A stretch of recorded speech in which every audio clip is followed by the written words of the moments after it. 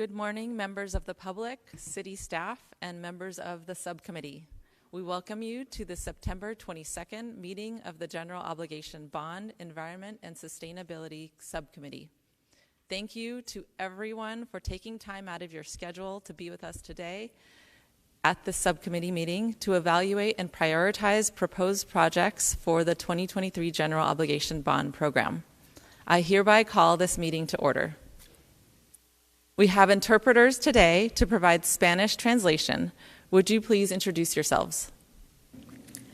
Thank you, Madam Chair. Good morning. My name is Elsie Duarte, and along with my colleague Carmen Cota, we will be servicing as interpreters in today's meeting. I will now introduce myself to our Spanish-speaking audience and review some guidelines. Buenos días, mi nombre es Elsie Duarte y junto con mi colega Carmen Cota estaremos sirviéndoles como intérpretes en la reunión de hoy. Al momento de hacer un comentario público, de favor les pedimos que hable despacio, con claridad y deténgase después de cada pocas oraciones para interpretarle de la manera más completa posible. Gracias. Thank you, Madam Chair. Thank you. There will be a public comment period during item 3 on today's agenda, which will be up to 30 minutes in length. Speakers will have up to 2 minutes to comment. However, prior to the start of the public comment period, I may specify a briefer duration based on the volume of speakers. If you are attending in person and would like to speak, you need to sign up to speak at the kiosk located at the entrance of the council chambers before item number 3 begins. For virtual participants, registration to speak must be submitted 2 hours prior to the start of each meeting.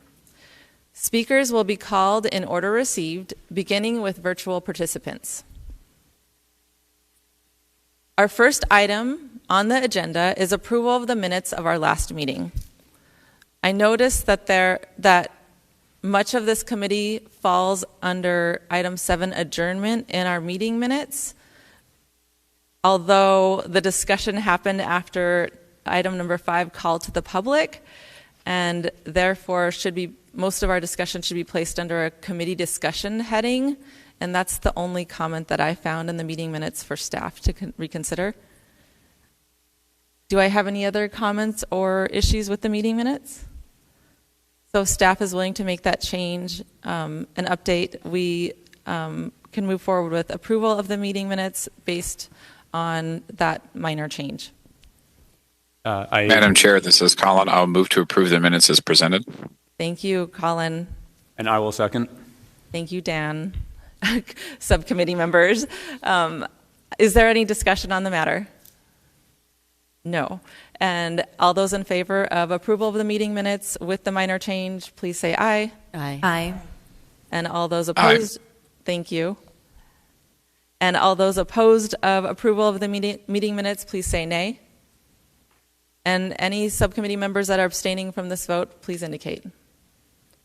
Thank you. The motion passes. Our next agenda item is introductory remarks. During this meeting, we will be going over follow-up items from the last meeting.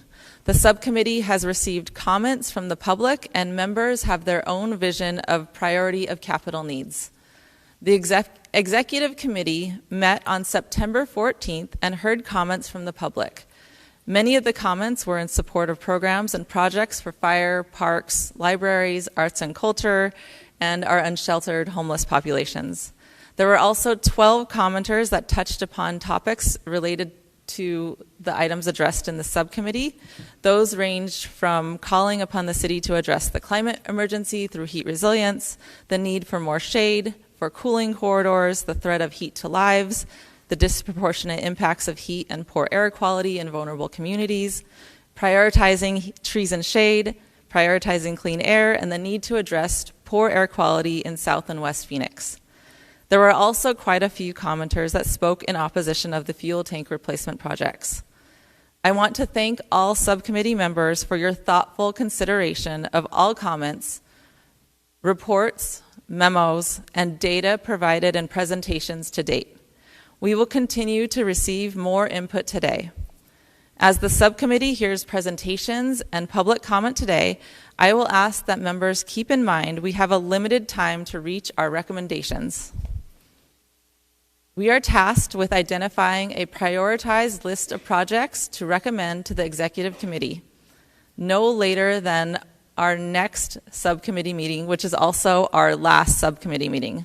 There will not be any additional meetings scheduled, so we have our work cut out for us. By the end of this meeting, we need to have defined the universe of projects that we want to consider for ranking and evaluation. As discussed at the last meeting, to assist the subcommittee with prioritizing projects, staff has developed a method for facilitating decisions on prioritization and will brief us further on that process in the following agenda item. I commend our subcommittee members for their dedication to ensuring our city's prosperity through a lens of sustainability for our natural environment and equity in our communities.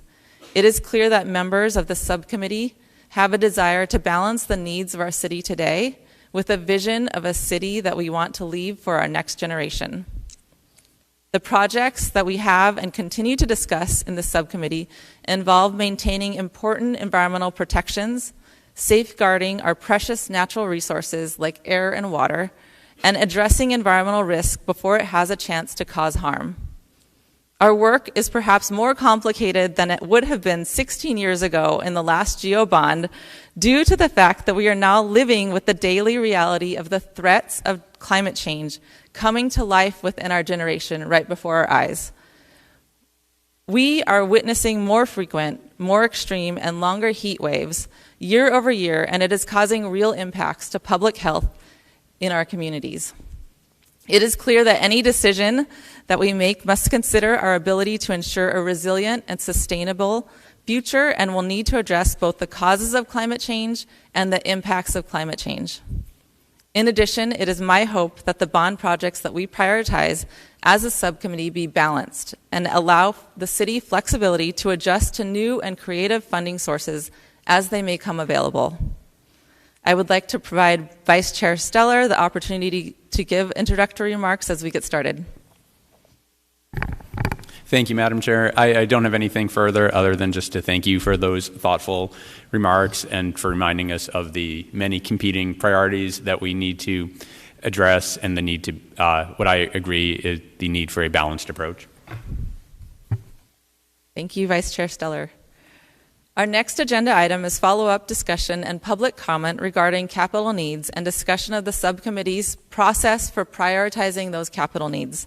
I want to thank staff in particular for their diligent work addressing inquiries and research requested by the subcommittee at the last meeting. I hope you all had a chance to review the 3 memos provided by staff in advance of this meeting, your homework. 1 memo details financing options, 1 memo details brownfields, and the 3rd memo details fuel tank replacements. I believe staff provided these memos to address subcommittee questions from our last meeting. I will turn the meeting over to staff to respond to questions and requests from the last meeting. At the conclusion of the discussion on capital needs, we will have staff go over a possible method for prioritizing projects. Thank you, Madam Chair, members of the subcommittee, good morning and welcome to your 3rd meeting. We will, as the chair indicated, go through some material to respond to questions, issues that were presented at the last meeting, and then we'll hear from the public. So I'm going to turn it over to my partner in staffing this subcommittee, Joe Giudice, to walk through a couple of the categories that we want to provide more information regarding. Thank you, Karen. Good morning. So we've heard a lot of feedback from this committee with some exceptional comments and questions and guidance about a series of the projects. So we took that information and made some adjustments that we want to just quickly go over with you today. There were initially 3 prioritized projects on the list: equipment replacements for energy and water efficiency, upgrading of HVAC and other climate control equipment for energy savings, and a fuel tank replacement program. Based on a lot of the feedback we heard from the first two meetings, we've proposed a new prioritized project, consolidation and expansion. So for the energy, we're basically combining the equipment replacements for energy and water efficiency, along with the upgrading of HVAC and other climate control equipment, and adding renewables to that mix, which is one of the major inputs that we've heard from you. And we see a lot of great opportunity here. There are certainly some projects that, as we work in collaboration with the Office of Sustainability, would benefit from having both energy efficiency investments as well as renewables, namely solar investments simultaneously, which might serve to enhance the value of those projects. The combined value represented on this slide would be taking the 5 and the 15 million of those projects and making it a 20 million combined program for consideration. This would result in 2 prioritized capital needs projects, that namely the new energy, water efficiency, and renewable energy upgrades at city facilities, and the fuel tank replacement program. There was a memo about the fuel tanks, so I won't belabor that, but Committee Member Perez asked a question of me this morning that I don't believe was in the memo, so I think I'll address it real quick this morning, about whether there's like a shorter term asset that could be installed. We very much want to make sure that if we're replacing a tank, we're putting in one that we can have confidence is going to be protective of the environment. And so with that, we would be purchasing an asset that has a 30-year warranty associated with it, which are the most protective, meet all the environmental requirements. Things like the types of things you might see at a construction site, for example, which are temporarily set up, wouldn't really be appropriate for these options. So I just wanted to make sure I address that before I move on. Just a bit about this new kind of combined program. Again, this would focus on water efficiency investments, energy efficiency investments, reducing greenhouse gas emissions, and would allow for the inclusion of renewable energies such as solar. One additional note on solar. The Office of Sustainability has been combing through the Inflation Reduction Act with haste and vigor, and they've identified a program that they believe would be really beneficial, though not necessarily beneficial to the bond program, but complementary rather. And that program is the opportunity to, within the next couple of years, pursue solar projects and be able to potentially receive a direct payment of up to 46% of the value of that project available to municipalities. So that will be something outside of the efforts of the bond program, which is going to be longer term and outside that time frame available under the Inflation Reduction Act, but could be very much complementary to our efforts to invest in renewables here at the City of Phoenix, reduce greenhouse gas emissions, and meet those aggressive targets of our climate action plan. There was also some question about heat pump from Committee Member O'Grady. So we do have some heat pump, and that is certainly something we evaluate when making decisions about the right asset for replacement.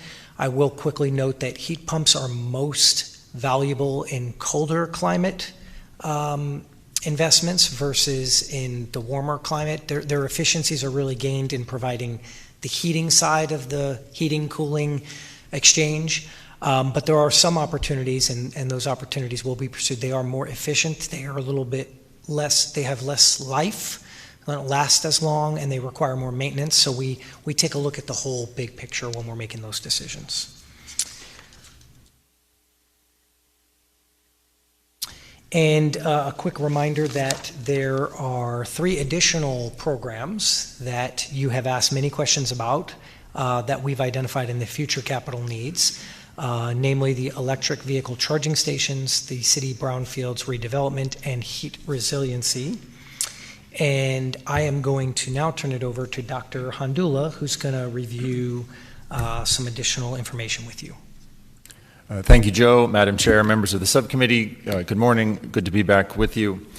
For a brief update on the heat resiliency item, we are proposing a modification to the scope in the packet in front of you to hopefully better reflect the types of investments that you have advised the city to pursue, and you can see the change in the language on the slide here. We also think the new language is slightly more consistent with existing programming at the city. Amongst the changes to the proposed scope is the specific acknowledgement of green infrastructure as a possible investment for the future, and we'll talk more about green infrastructure in a moment. We have not defined specific projects in this scope, acknowledging what the chair said in her opening remarks, that it is difficult to anticipate exactly where we will be in 2025 in terms of projects that will be ready to go or perhaps completed. For example, our street transportation department has, over the past year, developed a list of approximately 50 miles of city streets that would be excellent candidates for the Cool Corridors program. By the time we get to 2025, it's our anticipation that about 30 of those 50 miles will have already been planted, although we don't know exactly which 30 it will be. And as there continues to be more interest and investment in urban forestry in the city, it's possible that 40 or even 50 will be completed at that time. It's also the case that the Cool Corridor program as it exists right now does not have funding set aside for more significant infrastructure upgrades such as green infrastructure elements, which we've heard interest in from the subcommittee. And we would certainly need to do some additional study to identify excellent candidate locations for green infrastructure integration into the Cool Corridor program, but we'd be very happy and eager to do so. With respect to green infrastructure, just to ensure we are all on the same page in what it is that we might be considering investing in, there is a green infrastructure low impact development handbook that many collaborators, including some of your organizations, have helped develop over the past several years that outlines very specific technical details of how these projects, how these features can be integrated into other projects. And our Office of Environmental Programs has conducted a triple bottom line study to understand which are most effective in our region. And among the most effective are the types of features you can see on the slide here. These are examples from the recent major upgrade to the parking lot at the Phoenix Zoo. And we can see there are some gaps in the curbing of some of these features in the parking lot. Those are called curb cuts. And these ditches and depressions are known as bioswales. And not only do these features help capture stormwater that can support tree growth, but they can be an important solution, part of the solution for stormwater management more generally.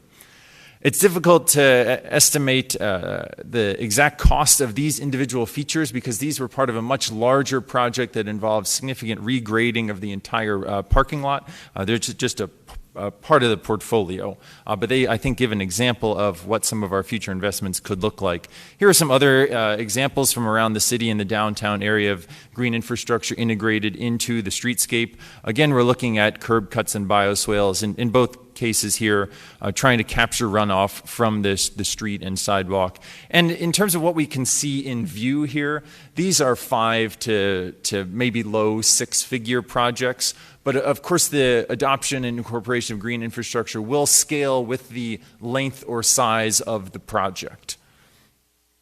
To give you a sense of an upper bound, a marquee type project, this is an example from our neighbors in Tempe at ASU, a complete redesign of one of the malls on campus.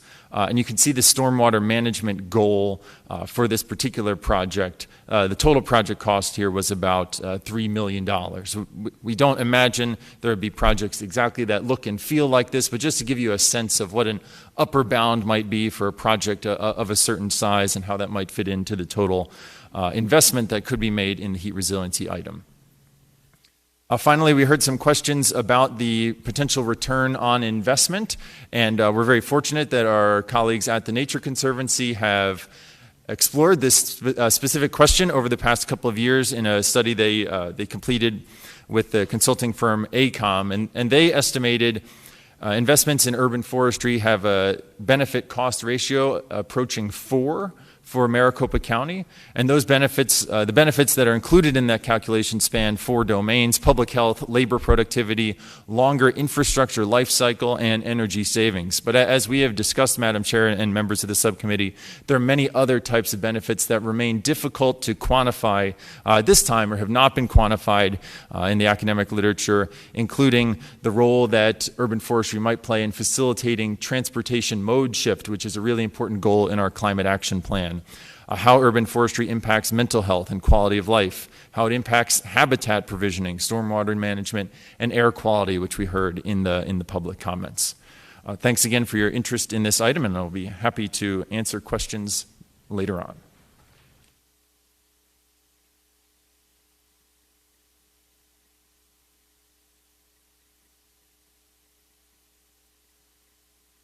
Now I'll introduce Roseanne Albright from Environmental Programs.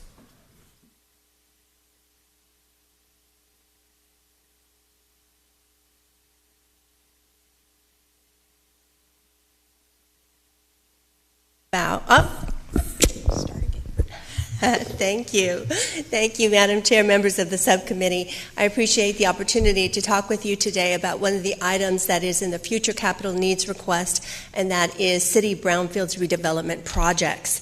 So today I just want to give you a little brief update about what we use these funds for in the past and what we want to use these funds for in the current bond program. So just to get you up to speed, most of you probably know brownfields are properties, real estate that is overlooked or not developed because of the actual or perception of environmental contamination, whether it's in soil, groundwater, or even in the buildings.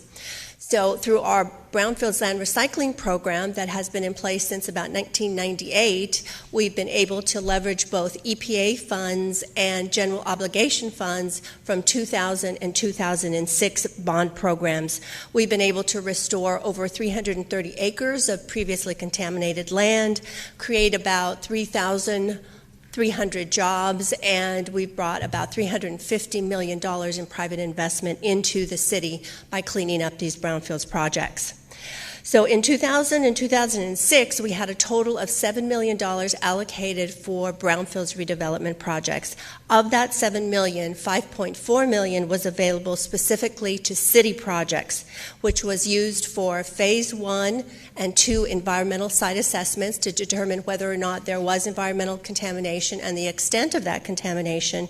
We also used it for asbestos and lead abatement, as often you don't know exactly what you're going to get until you start renovating or demolishing that building. And then we also used it for feasibility studies for some of our landfills, and we also used it for land acquisition early on in 2000 for a brownfields property that is now slated for a future park site. So in our past experience, we knew that funding was much needed by departments. We were able to provide funding for these activities where no other funds were available, and we were able to maintain health and safety, not only for the construction workers, but for the public as well. And we were also able to keep those projects moving forward. So as we move into what we're going to use the funds for in 2023 GeoBond funds, again, the need is there for environmental assessment and investigations, for cleanup costs as required, including, again, asbestos and lead-based paint. We also will be looking at feasibility and cleanup studies, particularly as they pertain to development where the city might want to do things on landfills or vacant property that may have been vacant for quite some time. We have set up a criteria within the program that asks departments to provide us and demonstrate the need for the funding. Departments have to do at least a phase 1 if they're doing that. And as our Chris Fazio, our budget and research person, mentioned earlier, they do put some estimates in there for what potential environmental costs can be. So we ask for that information, and we also look at what are the benefits of this project moving forward. Is it keeping services in the community? Is it bringing new services? And we always look at giving some priority to projects that are in neighborhood initiative areas, designated development areas, infill incentive, and Rio Reimagine project areas. So despite those best efforts to get those cost estimates to address environmental issues, There is always a need because unanticipated or undiscovered costs are often found during the course of a project. And that's what we really learned in 2000 and 2006 as departments put an estimate together, they started doing the project, and then lo and behold, we found something, whether it was more asbestos or we found contamination in the soil, or sometimes we found an underground storage tank and it needed to be removed and things needed to be cleaned up. So that is one of the reasons that we always like to have this extra pot of money available so that projects can keep moving forward. Again, the projects would use these funds, and we would want to make sure that you all are aware that the need for these funds really is because of that unpredictability of the environmental costs. We don't know until literally we start digging in and seeing what's there, doing some sampling and figuring out what the cost could be. And often without this funding, projects could be stopped or amenities for that project reduced because of those unexpected environmental costs. Many times departments would come to us and ask for that additional funding, and with our help they were able to keep that project moving forward and did not have to reduce any of the project scope. The other thing that I want to bring to your attention is that often city-owned properties do not qualify for EPA Brownfields grants. We've always leveraged a lot of Brownfields grants in our projects, and we do that wherever possible. But sometimes city-owned property, and which particularly property we've owned for a very long time, we're the responsible party and therefore not eligible for EPA grants. There's a small pot of money available from the Arizona Department of Environmental Quality Brownfields program, but most of that money currently is going to rural communities. So there's not always an easy pot ready to go that during a project there's an emergency or an undiscovered expense that we could immediately go to. So that's one of the main reasons that we ask for these city brownfields redevelopment project funds. So that is all, and I think I am turning it back over to Joe. Madam Chair, what we're prepared to do now is, if the chair is prepared to do it, we'll go to public comment before we talk about the project ranking method, and then answer any questions you have about the presentation or the memos. Sounds wonderful. Thank you to all staff that presented the data from previous questions within the subcommittee. Appreciate the time that went into those research questions. We now open our public comment period regarding this item. Could I get a number of speakers that we have? We have one speaker registered in person. Okay. We have one speaker registered today to speak in person and one virtual participant. No, we only have one in person now. Okay. Sorry for the confusion, everybody. Let's see. Since we only have one person, I can skip a lot of the intro. At the conclusion of the speaker, we will invite, Sorry, everybody. I will now ask City Attorney to explain the rule of public comment. Thank you, Madam Chair. Members of the public may speak to comment on the General Obligation Bond Program. City Code requires speakers to present their comments in a respectful and courteous manner. Profane language, threats, or personal attacks on members of the public, council members, committee members, or staff are not allowed. A person who violates these rules will lose their opportunity to continue to speak. The committee and staff cannot discuss or comment on matters related to pending claims or litigation. Thank you, Madam Chair. Thank you. Will you please call the speakers? Yes, our speaker is Karen Goff in the upper council chambers. Good morning.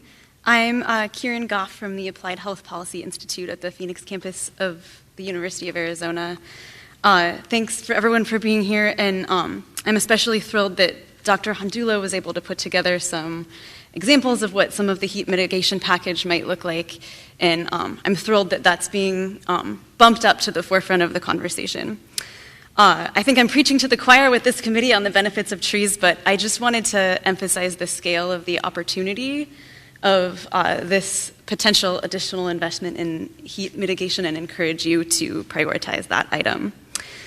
In 2010, we made the ambitious goal of a 25% tree canopy by 2025. And it's difficult to measure, but by most of the data that we have available, our tree canopy has not meaningfully increased since then. And a 2017 study on satellite data indicated that vegetation cover in the city may have actually even declined. Very recently, we have started to build momentum with some of these initiatives of tree planting, the hiring of Dr. Handula and creation of his office. Last week, he shared some numbers that I wanted to re-highlight for emphasize again, with the scale. That even with some of our new initiatives like the Cool Corridors, we're looking at about $2.1 million per year allocated to tree canopy. To put that into perspective, the Nature Conservancy analysis that Dr. Handula shared, they looked at the impact that a 25% tree canopy would have, and the numbers that they used in their model were that it would take about 9.4 million trees and $4 billion to reach that goal. They had us reaching that goal in 2050, so that was spread out over many years. But to be clear, we are not going to reach that goal of 25% tree canopy in 2030, or quite frankly, ever. But this is an opportunity to invest at a level where we start to see meaningful benefits. The Cool Corridors program that receives so much attention plants about 1,800 trees per year. And by quick calculations, if we were able to have this $11 million heat mitigation package, if, say, 80% of it went to trees, by the Nature Conservancy estimate, that would be about 17,000 trees. So just preaching to the choir, but hopefully you'll consider that item as a high priority. Thank you. Thank you. This concludes our public comment period today. Thank you to our participant.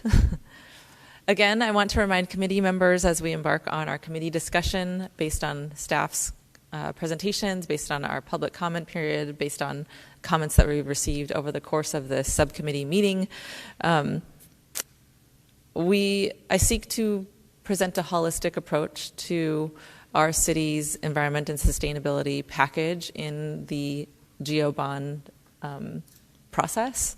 And so I think in order that is needed in order to both achieve our operations goals and also our city's sustainability goals. So I'm hoping that we fund, I think what will give the city flexibility is funding programs such as have been proposed by Dr. Handula versus projects. It seems like a lot of the subcommittee has requested like more information on projects, but it sounds like it's hard to determine those projects, especially when they might come 5 years from now. And so giving the staff flexibility to adjust what is needed based on the future requirements will, I think, be a very good course for our city. In addition, I think we need to also think about accountability also. Subcommittee members, including myself, likely want to prioritize projects for various reasons, and we want to make sure that those types of projects actually do come to fruition. So there is also a balance needed in terms of accountability with the programs that are being proposed, making sure that if we do allocate funds for energy efficiency programs, that those programs actually do come to fruition in the way that the subcommittee visions it. So I will open up the meeting to subcommittee members for comments and discussion. And I know that subcommittee member Tetral might have to log off early today. And I know that he also had questions regarding some of the funding options and ESCO options. And so that was also a memo that was provided by staff. So Subcommittee Tetral, would you like to start off with comments? That way we get you covered. Madam Chair, thank you so much. We can also agree that it's just nice to get me out of the way in general, so thank you for that. Thank you, committee members and staff, for the presentation today. I appreciate it. I had maybe two broad stroke things that I'd like to provide comments and feedback on. One are the financing mechanisms. First, thank you for the memo and recitation on that. And then with regard, I think, to the energy efficiency and the renewable energy components. So I will take them in order. On the financing aspect, thank you for the feedback with regard to the positioning of general obligation bonds against energy savings contracts. I agree that ESCOs need to be evaluated individually on their merits, and that recognize the current bond rating of the city from a GO bond is fairly favorable, quite favorable.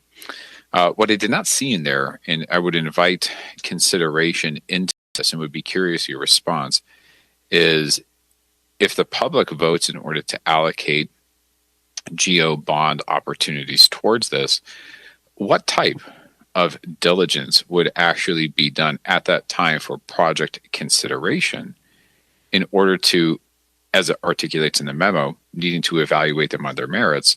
What type of consideration would be given to actually inviting that? Would that be perhaps through the process of an RFP or maybe a request for information with regard to energy savings contracts? My point is that I think it would be useful, and my counsel would be, while it may be approved in order to utilize the funds for those areas, in the event that there may be very favorable terms or interests from private companies who do this to partner with the city, I would simply want to make sure that we are doing our financial diligence in order to ensure the best allocation of debt, be it from a GO perspective or be it from an ESCO perspective as well. So that's the first statement. The second one, with regard to the energy efficiency and the solar, thank you for the incorporation of that, recognizing that traditionally energy savings and efficiency measures usually provide, this is great financial jargon, better juice for the squeeze, so to speak, with regard to project economics. I am thankful that you have included in there a solar perspective from a renewables orientation. I would request perhaps some additional clarity or intent of how that might be allocated should the public agree to this bond measure. So when I see it lumped in there, I find that wonderful. However, I think my concern is that would energy efficiency measures, while we do have renewables listed for consideration, would efficiency projects simply subsume the entire balance of the allocation? So I'd be curious to hear your thoughts on how that might be earmarked, allocated, pledged, etc. Thank you for the opportunity, Madam Chair. Thank you, Subcommittee Member Tetrall. That your comments definitely tie into my thoughts of the accountability aspect of this, as far as both the ensuring our financial diligence is taken when projects are reviewed into the future, and also the intent of how some of these projects will be distributed in the actual coming years. Staff, do you have any response? Certainly. Thank you, Madam Chair, and thank you, Member Tetreault, for the questions. I think with regard to the first question regarding the manner in which we would evaluate projects for GO financing versus other, we do have, again, a terrific world-recognized finance staff, and they have committed to us that we will be evaluating these projects on a case-by-case basis. And so we look forward to working with them to do that.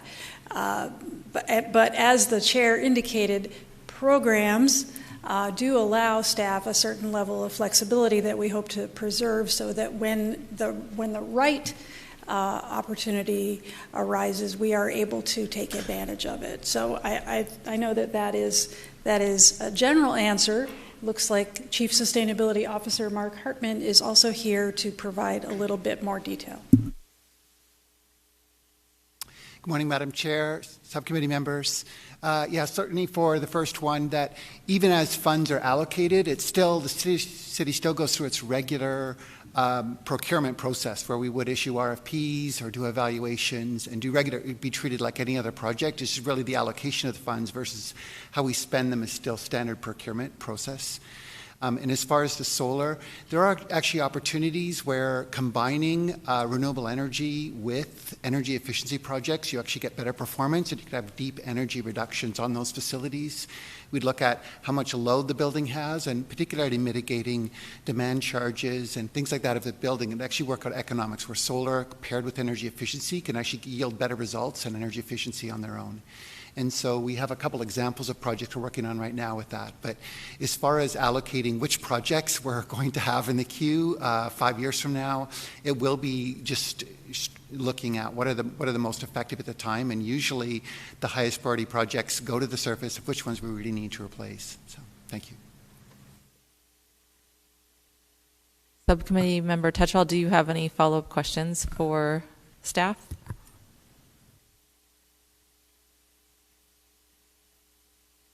No, Madam Chair, thank you. All right, thank you. Moving on, one of the other topics that was addressed today was brownfields, and so I would like to open up the discussion to subcommittee members on questions for Ms. Albright regarding those projects. My first question to kick us off in this area is to ask how the proposed brownfield projects that were discussed in the presentation today tie into one of the prioritized projects under economic development and education titled Rio Reimagined Land Acquisition. Is there a chance, or do you have knowledge of that particular prioritized project? Does that project include brownfields cleanup as necessary, or is that simply just for the acquisition, and would some funds for brownfields be necessary to complement that particular prioritized project? Thank you, Madam Chair. With regards to that question, in the Economic Development and Education Subcommittee, there is $23.5 million for land acquisition for Rio Reimagined. $20 million is for the land acquisition, and $3.5 million was allocated for environmental costs, for brownfields costs. So whatever land is purchased, we'll use those funds and we'll determine what's needed for those acquisitions, but it's specifically only for land that the city would acquire along the Rio Reimagined area. If I might, Madam Chair, with regard to the item that is in being considered by the Economic Development and Education Subcommittee, the scope as presented indicates that the funding would be used to acquire land and perform pre-development activities that may include environmental assessments and cleanup necessary to prepare economically attractive sites along the Rio Salado for development. That is the scope as presented to that subcommittee. And does that project encompass all of kind of what development along the Rio Salado that the city is intending to pursue, or are there additional projects that are outside, that fall outside of this Rio Reimagined Land Acquisition prioritized project that would need some funds allocated for brownfields? So the environmental funds that are allocated for Rio Reimagined are specifically for only those projects that are where the land is acquired. Anything outside of that is not actually included in the $5 million that we've requested under this particular committee. The $5 million requested here is specifically for city projects that are outside of the Rio Reimagined that all other departments could use. I see there could be an opportunity in the future should we still have funding available, and if this committee decides to allocate funding towards brownfields, we certainly would want to have that flexibility to be able to make that funding available should it be needed in the Rio Reimagined area as well. Are there any projects in your knowledge that need this funding? on your radar? Yeah, so I will specifically answer with regards to city-owned projects. We certainly do have some projects that the city, land that the city owns along the river. There are landfills projects, there are vacant land.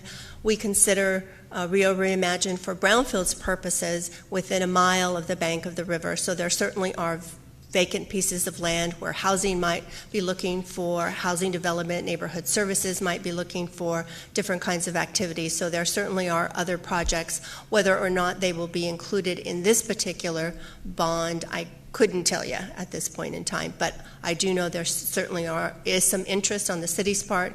There definitely is interest on the private sector side as well. Thank you. So it sounds like these funds will not only be useful for environmental considerations, remediation, cleanup, but also for some of the city's economic development goals as well, parks and open space as well. Yes. I think Subcommittee Member O'Grady has questions, so I'll turn it over to him. Thank you, Madam Chair. Thank you, staff. Thank you, Ms. Albright, for this report. I have two questions. One's on the timing of brownfield remediation and one's on the definition.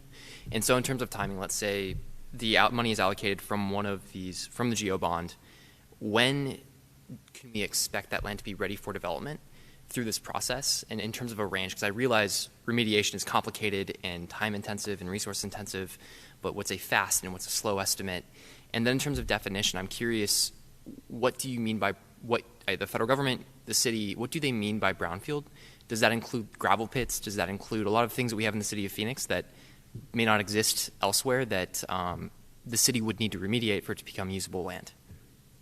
So I'll tackle the definition of brownfields first, and it is actually a definition that EPA coined many years ago, and we really are looking at properties that are vacant, underutilized, and again have the perception, sometimes they're perceived to be contaminated because they've been vacant such a long time and people haven't overlooked them, or they actually do have contamination after investigation is found. So it's everything from vacant land, old gas stations, it could be auto salvage, it could be landfills, all of those kinds of things are included in brownfields. I would say that here in the city of Phoenix, we don't have anything unusual that would be outside of that definition. Most everything that we have falls under that definition. Abandoned, underutilized, vacant. So repeat your first point again, I'm sorry. So my first question was on timing. Thank you for that response. That's really helpful in terms of thinking about, imagining the Rio area and the different types of land use you have in that area.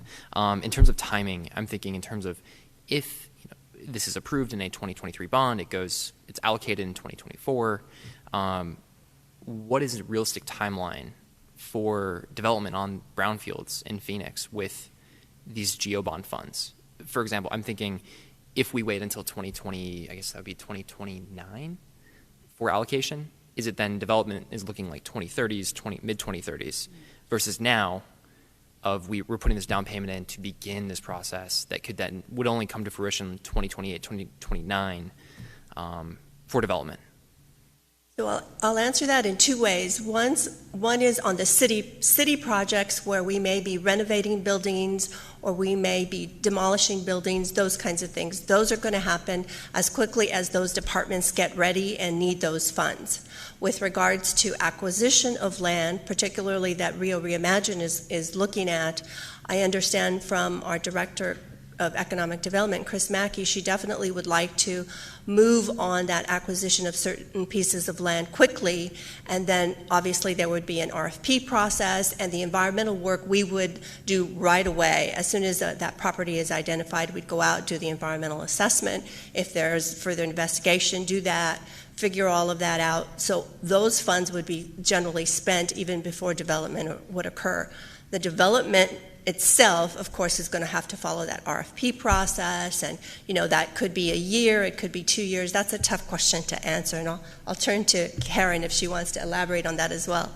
Thank you, Roseanne. Madam Chair, Member O'Grady, I think that the hallmark of brownfields redevelopment is its unpredictability, as Roseanne indicated earlier. And so sometimes things go according to plan.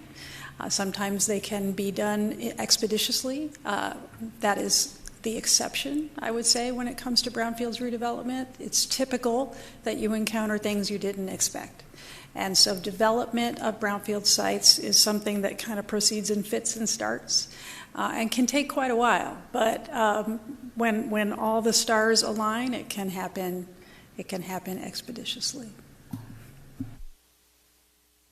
Thank you. That's very helpful. I think informs my thinking in terms of putting this off to a future bond, of that being, delaying this kind of work for 10 years, because it seems like that's what that would be doing, versus starting this work now so we can look towards parts of Phoenix that have been overlooked, polluted, types of development that could happen. So that's an interesting opportunity.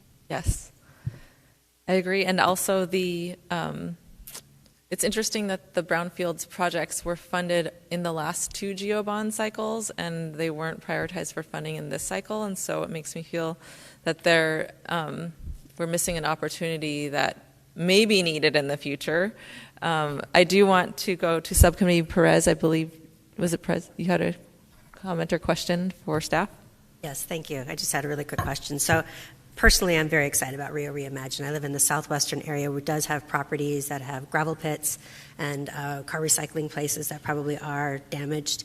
I'm very excited about this project coming forward. I've participated in a couple of the charrettes on this project, so I'm very excited about it. But when the acquisition of land happens and it's private property, I'm assuming that they then could be available for EPA funds, because it's not going to be, after you guys acquire it, at least, it will be city-owned property, so then they wouldn't be qualified for EPA funds for helping with cleanup. I know EPA is a big part of Rio Reimagined and a partner, so I'm sort of confused. Like, if you guys didn't buy it, they'd clean it up, but if you do buy it, then they won't, or won't be able to participate in funding? Madam Does that Chair. make sense? Yeah, Subcommittee Member Perez. Yes, that's a great question. So with the 2 separate pots of money, so let me go through an example. For example, if the city is going to acquire a privately owned property and it's in the Rio Reimagined area, we right now today have a grant that's going to expire next year. And so if we acquire it during this period, we do have the opportunity to use those EPA grant funds. They are limited. So with the additional funding from the bond program, let's say it requires cleanup, our current grant is only for assessment, so we would still need cleanup dollars. After that grant expires, we certainly always apply for more and hope to have more, but right now we don't have any additional grants. So any future land acquisitions, we would have to rely upon GEO bond money or other sources to do that environmental work. And I will tell you that those kinds of projects are separate from those properties that we currently already own. For example, the Del Rio landfill that's along the river, we own it. We have owned it for a long time. There are some issues that have to be resolved. We are not eligible in any sort of way for those kinds of funds. So any properties that the city currently owns like that, we would not be eligible for EPA grant funds. So we have to find other sources. What is the location of the Del Rio landfill? The Del Rio landfill is south of the river between 7th Street and 16th Street. It's about 150 acres. This is the project scheduled for the Arizona Fresh project. Okay, thank you. Are there any more committee member questions or comments, especially regarding brownfields, while we have Ms. Albright up here to answer them?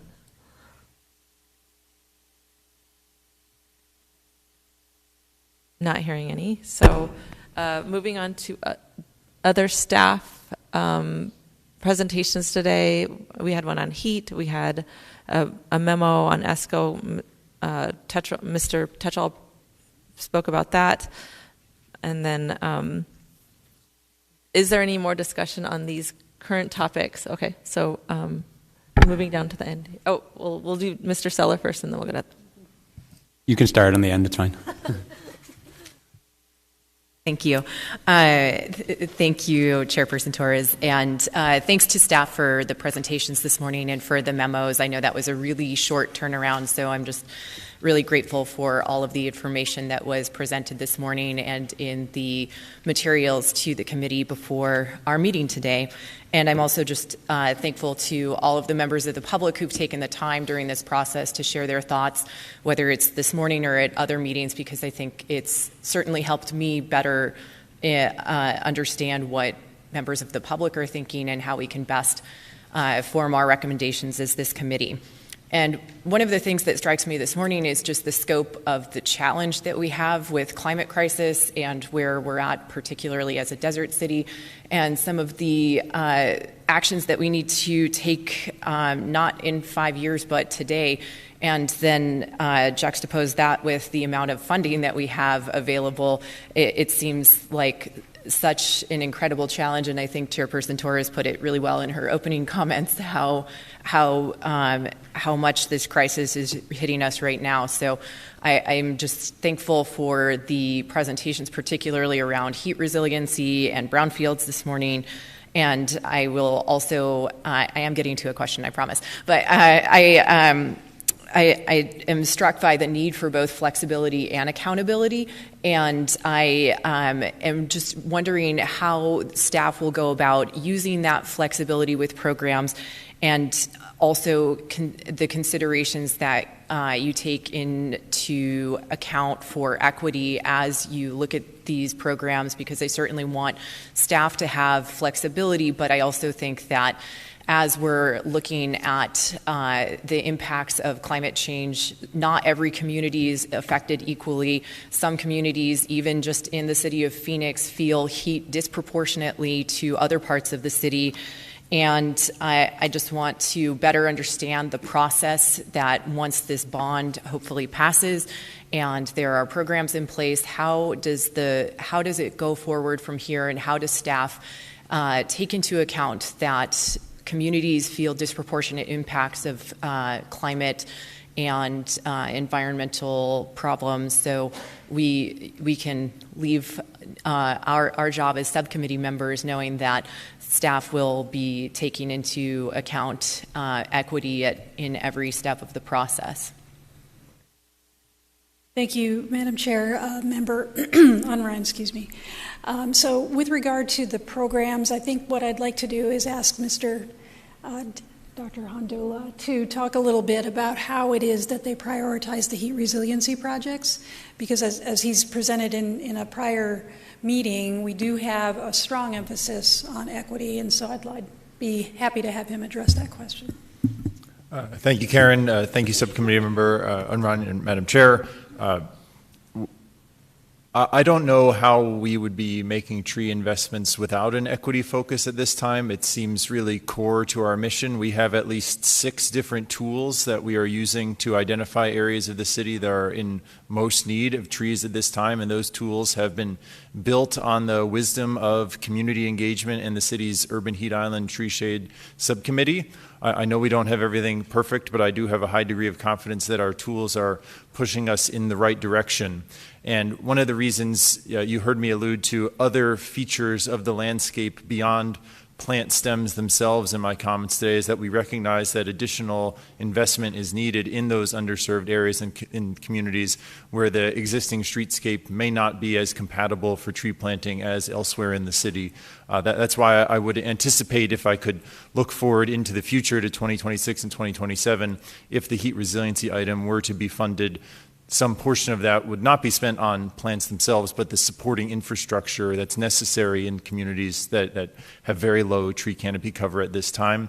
I'd also acknowledge that we are embarking on an update to the 2010 Tree and Shade Master Plan that was alluded to earlier. It is sorely in need of an update that will provide additional guidance for us, including guidance from public and staff.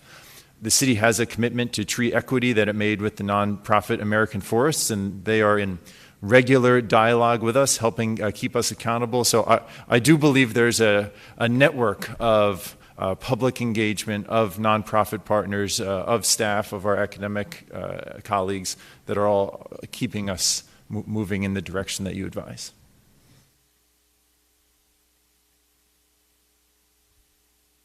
Thank you. And Subcommittee Chair, Subcommittee Member Torres. Subcommittee Member Perez. I'm sorry. That's okay. This might be irrelevant, but here's an issue that I have in my area. I sit on the VPC, and we do something like we'll do a robust landscaping based on what we have in our area, only to have SRP come back and say, sorry, you guys can't have any trees there, without any alternatives, like something that doesn't have big roots or something like that. And that's a problem for my area. There's an entire areas where you can walk down and there are 0 trees, and it's because of this problem. Do you work with utilities and other private public properties that for that kind of an issue? Because it's a problem that we have definitely in my area. Thank you, Subcommittee Member Perez. Madam Chair, members of the subcommittee, yes, the utilities are participants in the Regional Urban Forestry Roundtable that American Forest and the Arizona Sustainability Alliance helped convene, and we will certainly be looking to them for engagement in the Tree and Shade Master Plan update. We recognize this is a significant challenge with respect to above and below ground conflicts, and we need them to be integrated into the conversation. I will note that both utilities seem to be getting more involved in the urban forestry efforts here. There's been SRP free tree program for some time, and we've seen APS come to the table recently as well with their own grant initiative. So we hear a commitment to be partners in the urban forestry conversation from them, and we will continue to try to work with them. Thank you. And I believe Subcommittee Member Scutari has a question or a comment. Thank you, Chairman Sykes-Torres.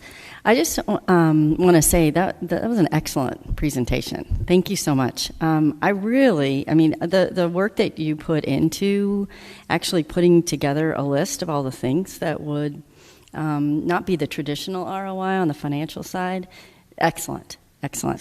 And I would offer that the South Central Collaborative would love to work with you on those areas that haven't truly been researched quite yet, particularly the transportation mode shift as well, because all of those things tie in, and they tie in also to the brownfield piece, which is that if we can't do the right type of development along our corridors that are typically in the heart of our urban areas that have the equity component as well, then we really just can't utilize our investment as well in light rail and in bus, transit, and walkable, bikeable to be the most sustainable city in the world. Isn't that what I heard recently? That's what we're working towards. So I thought it was just excellent. And I really appreciate all your hard work and all the collaboration that you're talking about. We would love to be a partner in that. Thank you. Thank you. Are there any other? Going back to. Thank you. I would echo the comments of others. Thank you to staff especially for the very helpful memos. They were very insightful in responding to the many questions that we've had. So thank you. Maybe kind of an overarching question: is everything that is currently proposed, both current and future, in the form of a program? Meaning, certainly thinking about the flexibility, which I think is critical, but also when we get to talking about numbers, because, also I think with programs, there's the potential there's some elasticity there. Is that true with everything that is in the universe that's in front of us right now?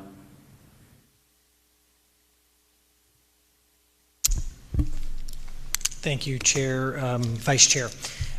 The answer really is, for the most part, yes. The fuel tank was originally, it's a project.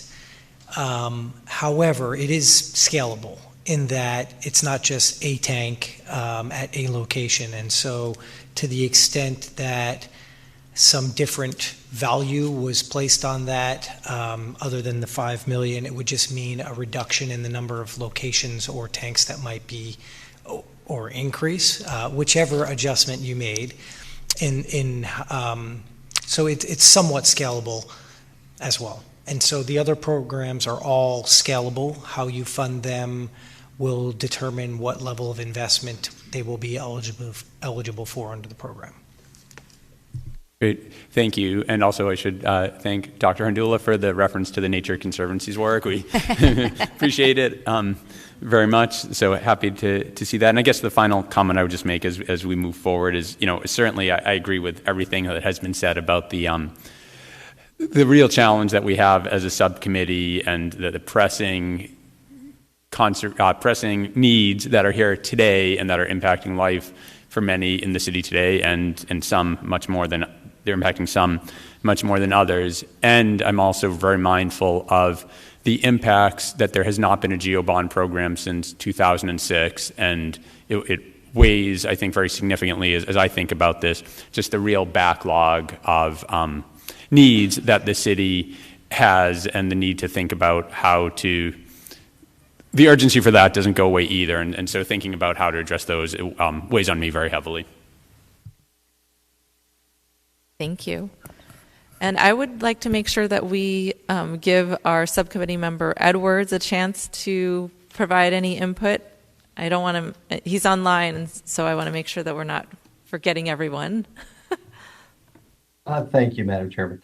No, I have no questions specifically. I appreciate the quality of the conversation discussion. I would make this comment that I really do appreciate staff's rethinking, retooling, refining the proposal to more align with certainly the name of this subcommittee and the purpose. And it seems you've given a great deal of respect to our challenges. And so I thank you for that. Thank you, Madam Chairman. Thank you. And going to Subcommittee Member O'Grady. Thank you, Madam Chair, and thank you, staff, again. I wanted to echo the subcommittee on thank you for your work, especially on the renewables portion. We realized that was an addition.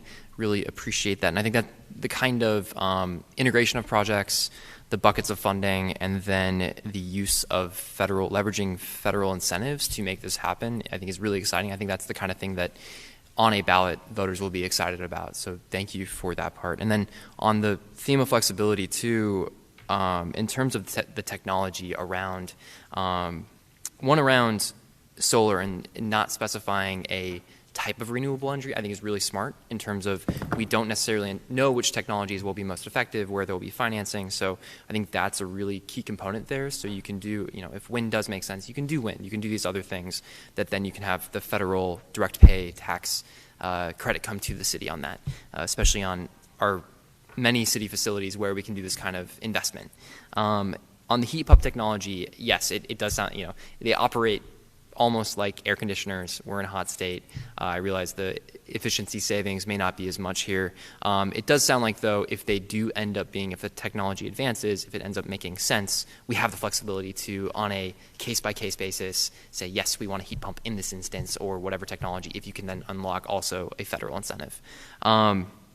I think on subcommittee members Tetrault's point on financing, just a small comment would be there are new methods coming available. I think in particular the National Green Bank funding from the Inflation Reduction Act. There's currently no Green Bank in Arizona.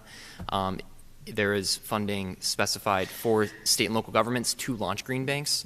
I think that's a really key thing I hope the city does in terms of not waiting for a GO bond to unlock similarly low-cost financing for these types of projects. That's something I really want the city to look at moving forward. In terms of the fuel tank project, just the more we hear about it, the more it seems like a operational cost for public safety. And so I think moving it to, and especially given our charge of the climate action goals and the city's priority in reducing emissions, that this should either move to that subcommittee. And then I think there are also concerns too that I hear about, the EV transition goals. I think back to the tree and shade master plan of when was the down payment, when is the investment to make this happen. And so I'd be very interested in the subcommittee to make a down payment on EV transition. It is laid out as a current program for future needs. I think that's something that we can accelerate with our funding here. And so I think just to wrap up a few things, because I know we need to get to a prioritization tool, that EV portion, I think, would be a great thing to include of where the subcommittee is on that in terms of funding for EV transition. We've heard about cool corridors. I live in Grant Park, one of the hottest neighborhoods in Phoenix. At our neighborhood meetings, we've actually started updating on the number of heat deaths. We've had 3 this year, and so that really makes it real. I would emphasize that to the committee. And then the brownfields as well, if we can supplement or somehow figure out a bucket that can work in tandem with the economic and education subcommittee's funding. I think that seems like a useful use of funds. And then overall, I realize we're not operating in a vacuum. We are 5% right now of the overall proposed allocation from the GeoBond subcommittees. And so I don't think that is frankly sustainable.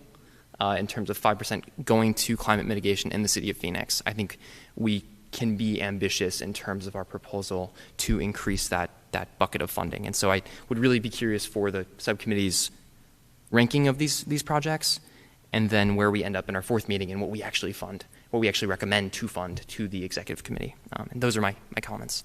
Thank you, Chair. Thank you, Subcommittee Member O'Grady. And that is a very nice transition to our next step. So we've had all of our questions answered by staff based on the presentations, based on the data. And as a reminder, our task here is to develop a rank-ordered list of project priorities that we will send to the executive committee. And by the end of today, hopefully we will have the universe of projects defined, and we will have our last meeting to actually fully rank and decide on the ranking if we can't get to that today. Staff have indicated that they can assist us with facilitating the subcommittee's discussion moving forward on this ranking and project choosing process.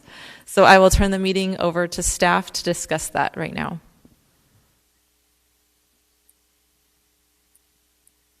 Thank you, Madam Chair, members of the subcommittee. So yes, indeed, the meat, the fun part comes now, and that is to embark on ranking the projects. But before you can rank, we need to identify the universe of projects that you want to rank. So just to run through and maybe get some feedback from the subcommittee, with regard to the prioritized needs, we did present to you today the option, the proposal to consolidate 2 of the categories into one that would then have a scope change to incorporate renewable energy. And so we have the 2 projects that were 3 coming forward from the prioritized list, the energy and water efficiency and renewable energy upgrades at city facilities, and then the fuel tank replacement program or projects, or however we want to characterize that. So I guess before we proceed to talk about the future ones, I just want to make certain that the subcommittee is in agreement with the proposed consolidation and scope change so that we can consider it in that fashion. Are you going to need just a verbal indication, or do we actually need a vote on this? Madam Chair, when we get to the point of identifying the universe of projects, which would be a vote, we would just need that motion to specify that it's the combined project, okay. if that's the subcommittee's wish. Okay. I'm fine with the combined projects. Subcommittee members, if there's any discussion on this, anyone want to speak in opposition if that's something of interest? It sounds like everyone's okay with combining, as long as there, again, is some kind of accountability that all of those projects, that the money allocated would definitely go to all types of projects in that category. Thank you, Madam Chair and Subcommittee. And then just to quickly remind you that we did identify these 3 categories of future needs: electric vehicle charging stations at $16 million, city brownfields redevelopment at $5 million, and heat resiliency at $11 million, as revised, as we propose to revise to incorporate the green infrastructure elements of that work. And so with that, I will ask Deputy Budget and Research Development, Research Department Director Chris Fazio to talk a little bit about how we would proceed to rank. Good morning, Madam Chair, committee members. To recap what the chair has said, the executive committee has directed subcommittees to identify the highest priority items for this bond program that cannot reasonably be deferred. This includes at least 4 decision points. One, as we've mentioned, is determining the list of projects that will be evaluated, then rank ordering that list, identifying the funding amounts for each project. So as has been discussed, this committee's assessing a number of projects that are scalable, so determining what that scale is, and then identifying projects that are not going to be moved forward to the executive committee. There's no prescribed method for how the subcommittee would come to its recommendations, but once the total population of projects is settled, staff would be prepared to send a survey to committee members to individually complete. This would be a web-based survey tool. Each committee member would independently provide feedback on rank order of the identified projects, and results of the survey would be presented in aggregate at the following meeting. So staff would be presenting, for example, average ranks across all committee members. It's important for committee members to be aware that individual responses would be public record, although they wouldn't be intended to be presented. And this would simply be packaged as a starting point for subcommittee's discussion. It wouldn't be binding. As we've presented this information to other committees, the common question has been, what are other committees doing? Across the board, committees have chosen to go through this ranking process. There have been 2 subcommittees at this point that have completed their work, one of which is essentially involved confirming the output of the survey, the other of which had some substantial changes to what the survey's output was. So there's been a lot of flexibility in how that's been treated. In terms of how that process would work, a link would be sent to each committee member. Members would individually complete the survey. Staff would be available to assist if needed. It uses the SurveyMonkey tool that I think everyone's probably familiar with. Just going to show you some screenshots of what that looks like. These are Parks and Recreation projects, just taken for illustrative purposes. We'd be collecting names and email addresses. This is primarily to ensure if you've submitted your survey, we can confirm to you that we've received it. Rank order. Projects would be listed initially in alphabetical order, and committee members would reorder the projects based on the priority. It's a simple click and drag process. Once you click and drag a project to the desired order, at that point it automatically populates the rank order number, and then you can adjust as needed. We'd ask for projects where members would like to increase funding. So one of the decision points that we'd need today from the committee is what the assumed starting point is for funding. So in other words, when you respond, whether you believe more or less funding is appropriate, that you know that you're responding more or less relative to what number. And then the flip side of that, decreased funding, and any projects that are being evaluated where committee members do not believe funding is appropriate, or where committee members believe the project should not be advanced to the executive committee.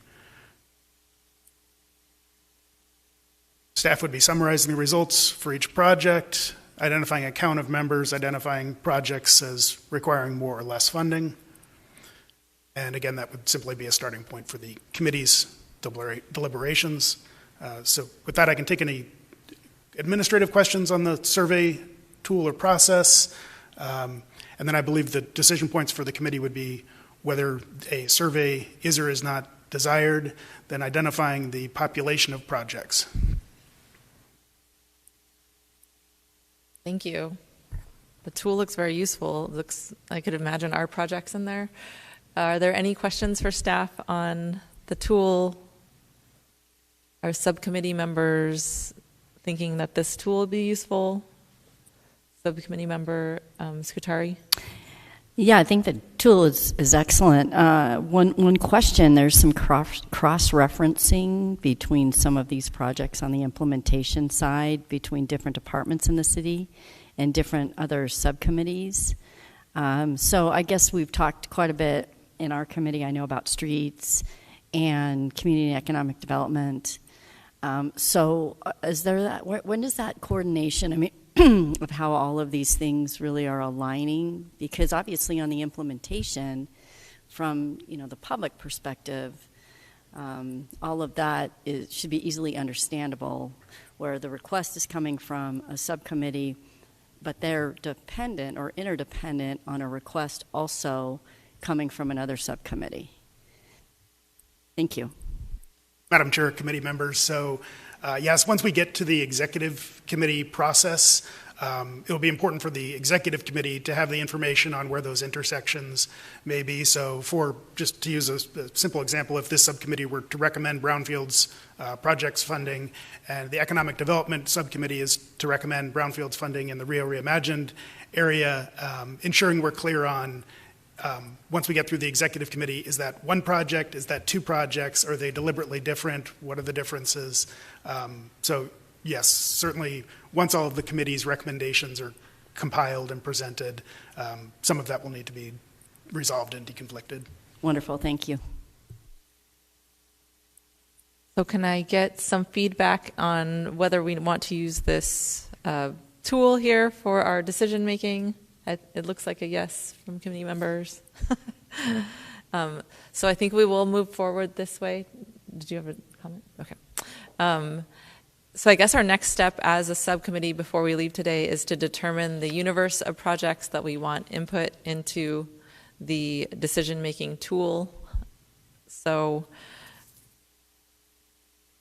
anyone want to start with that?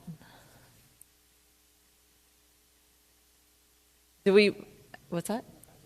The projects that we want, that are in the universe of what we want to rank in terms of the process. Okay. Go ahead, Subcommittee Member Perez. Thank you. I just want to make a comment, and this is to Mr. Grady's comment also, because when looking at these projects really has been hard, because I'm of the person that feels like if the city has requested replace and repair, that's important to keep our house in order for all the people that need services within this community. And I understand it's made me feel like the most unenvironmentally friendly person on this entire committee. But I do want to make a comment about EV. I served on the Transportation Electrification Ad Hoc Committee that started last August and just sunsetted in June 30th. We had a robust amount of meetings on everything from the city electrifying. Outreach equity is throughout that whole entire process. So when I asked the question at the last meeting whether or not Mr. Hartman felt comfortable with it being on a proposed future versus now, I would think Mark Hartman would have thrown his body in front of that bus if he really felt like he needed the money and didn't feel comfortable that he was being able to get funds from the infrastructure or any other places from the federal government, because they have so much work to be, for the amount of mandates or asks or action items that we put in that transportation electrification plan. It's huge. And it just sunsetted in June, and the council just approved it in June, for them to have everything ready to go, throw money at them, and if they're not ready, I'm not sure what that does for them. And so it's not as easy as, I think, going to a building and saying, geez, an electrical vehicle charger would be great there, let's go ahead and put it in. So I guess for me, evaluating it, I trust staff that they've really kind of went out of their way to really look at what is important and what they feel is a priority for the city. Again, in the Transportation Electrification Act, one of the lead items was for the city to lead by example and to electrify their fleet. And that is everything from doing research on everything from, I know we're doing natural gas, but garbage trucks or backhoes, I don't know, whatever. That's a big, big undertaking. And so I guess personally, as a comment, I just feel like if Mark and the team and for this environmental is just feeling like it's comfortable for 5, I feel very comfortable with that. And I just want to make that comment. Thanks. Thank you for that input. It's definitely helpful for members such as myself that aren't as familiar as with the EV sphere. And so it will definitely help me in factoring in my decisions. Madam Chair, I have a quick comment based on the memo we received. Go ahead, Chair. So in terms of the roadmap memo, the roadmap proposal, I think it was primarily for private use and private transition, and it looked at city fleet in terms of end of usable life. And so I think one thing in the memo that was presented to us that was concerning to me was the city does not think it can transition its police fleet into EV by in the next 5 years, I see that as a funding problem. And I know there's logistical challenges as well, but I would like to at least somehow support the city in making this transition, because I am worried that if we fund this project, it's going to let the city push off transition into future years, continuing emissions, especially in the neighborhoods where these tanks are located. Thank you, Chairwoman. Member O'Grady, just a couple of comments. If you're referring to the memo related to the fuel infrastructure, I want to be clear that what we were saying was until a full and complete transition to electric vehicles was made, we wouldn't be able to eliminate the need for needing petroleum-based fueling tanks, okay? With regard to the transition, we're already moving some of our fleet towards electrification. We'll be probably adding a minimum of 24 light-duty vehicles a year. I anticipate that's going to increase as more vehicles become available in the marketplace, as we can gain access to more vehicles and have the appropriate funding. With regard to the public safety fleet, there's a large fleet there, so I want to narrow it down to just talking about pursuit vehicles, which is what is mostly being fueled at those locations. There's not readily available pursuit vehicles in the marketplace. They could show up in short order and be reliable and effective, and we could be transitioning. Knowing when that transition will happen is somewhat of an uncertainty right now. But what I can say is the city's committed to transitioning as quickly as reasonably possible and financially possible. So if that helps to answer that question. If I could add, Madam Chair, and to the points that Member Perez has made, the Mayor and Council did adopt the Transportation Electrification Action Plan and is paying very close attention to its implementation. In fact, Mr. Giudice and team will be presenting to City Council Subcommittee in October about the status of that work. And so I think the subcommittee can feel very comfortable that we are pursuing the transition with all deliberate speed. So, whether one aspect of the fleet is transitioned at the front end or in the midstream or later term is going to be analyzed very thoroughly, depend on market conditions, and certainly, of course, budget restraints. But that, I think, is probably the secondary or third item that the council will direct us to follow.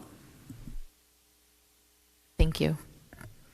Ms. Gutari, did you have a comment? Yes, thank you, Chair Torres. And I just wanted, if we're speaking to deploying those resources, in that coordination between Dr. Hondula's office, obviously under Karen's leadership as well, our Chief Sustainability Officer, and then Keeney Knutson at Streets, seems to me as that heat resiliency and then all the public comments we've heard, it's ready to be deployed.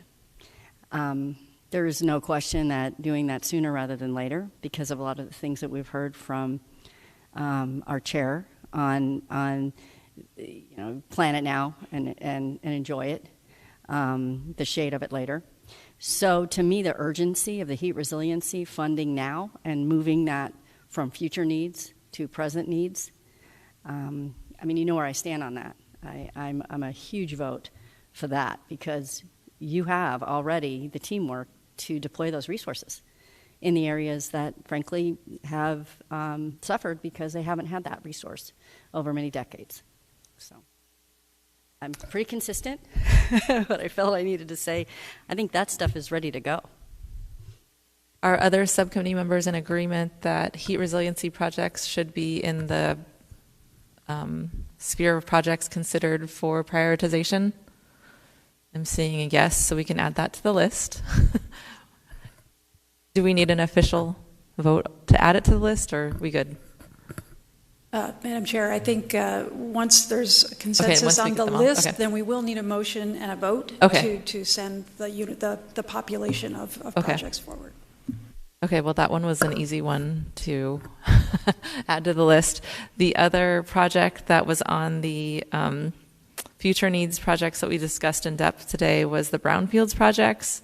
Is there interest in adding that to, in some capacity, to the prioritized, or to the sphere of projects that we want to consider for ranking? I think it goes hand in hand with heat resiliency and all of the need for the redevelopment in the Rio Reimagine. So I'm a really strong supporter of adding that. Thank you. And I'm seeing nods of heads across the board here. So I think we do want that included in our sphere of projects to be considered.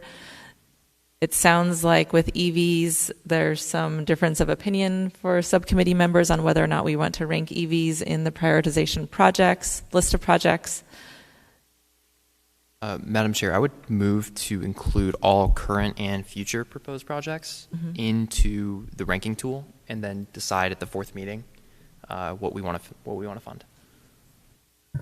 Is there an option to allocate $0 in the fourth after the ranking tool is done? Just making sure. Madam Chair, committee members, yes, that's the survey tool would prompt members for identifying projects they believe should not be funded. The summary of those responses would be presented to the committee, but irrespective of what those individual responses are, the committee at its next meeting would be determining exactly which projects are being recommended. Okay. Well, that sounds like a good proposal to me, and everyone's nodding in agreement. So can I get a motion to add the future needs projects as amended?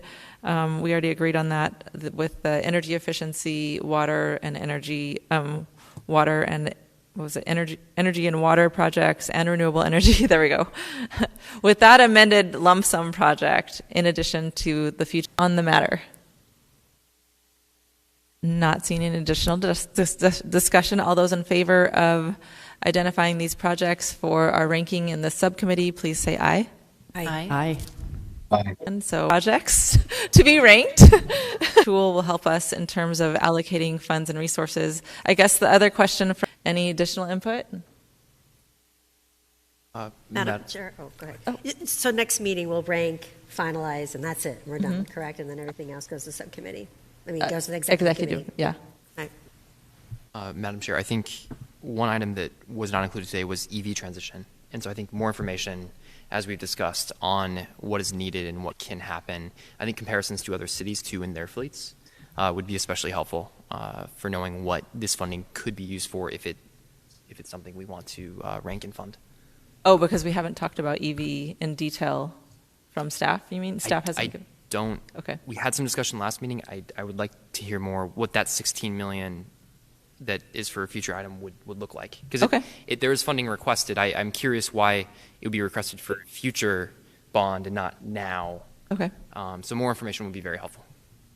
So staff, would you be willing to? Chair, would it be okay if I attempt to address that to some degree now, as best I can? Okay. We have extra time, so go ahead.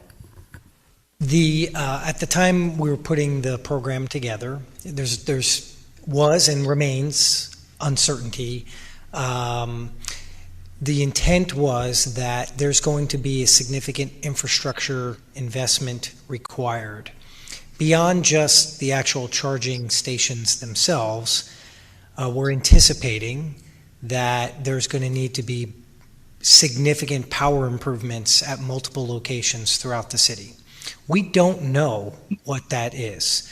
Mayor and council did approve some additional funding, a supplemental for us this year. So we're undertaking a study now, should be initiated shortly, and we're hoping to have that completed by the end of the fiscal year, so June of 2023. And we're also doing another study with SRP's partnership, and we'll pursue other partnerships as available to try to identify, okay, what is that capital need looking like? So the 16 million was essentially, we think that's a number that is at least not somewhat representative of what it could be. We really don't know. The reality is we really don't know. And the other unknown at the time, and still somewhat unknown, is what type of federal infrastructure dollars we in Phoenix will be eligible to apply for. We have a little bit more clarity now than we did before in terms of the state funding and where those allocations might be. And, to the extent that, although that's freeway corridor intentional, to the extent there's any opportunity for us to benefit from that in some way, shape, or form for our own fleet, we'll be certainly looking at that. So if that helps to give you at least some clarity about what the intent of that money would be for, that was the intention of the program. Does that help, or do you still feel like you need additional input from staff? I think details, that is helpful. I realize fleet is a very different beast from private EV charging. And so if you have details on fleet specific to, dump trucks or trash, public works department, police department, parks department, all of these vehicles that we need to fuel, how is that going to work for the city of Phoenix? I think that would be really, really helpful. Thank you, staff, for that request, for honoring that request in advance. Any other requests for the next meeting agenda? It may. Keller. Thank you. It may be for next meeting, or even potentially now, as it may help with our ranking. But I would be interested in staff's reaction to, I think, something Committee Member O'Grady mentioned about we've obviously had extensive discussion on the fuel tank project and the potential of recommending it be considered by a different committee, or is there a path there? And if so, could you describe what that may be? We could discuss that next meeting. I guess we could see how the rankings play out, but it may also help us in our thinking about the rankings, just to understand if that is a possibility. Madam Chair, committee members, the other two subcommittees where that project would conceivably fit within their scope have concluded their work. What this subcommittee could do, if there were a belief that the project has merit but that it doesn't merit, that it shouldn't be expressed as an environmental and sustainability project, the committee could recommend its consideration to the executive committee under the scope of a different subcommittee or down the line a different bond proposition. So that would be an option. Is there a way to have that option reflected in the decision tool, like a checkbox? Would rather have this project in merits funding, but in a different committee, not under the guise of environmental sustainability? Madam Chair, we could poll the committee members through the survey on whether they believe that's the right path. I think that would be helpful.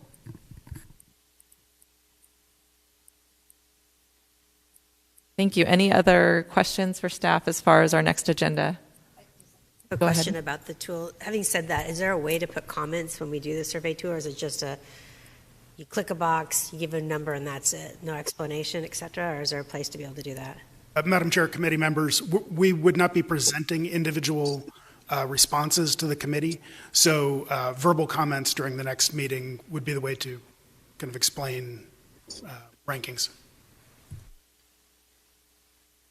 And just as a reminder to subcommittee members that the rankings that you put on the forms in the tool are part of the public record.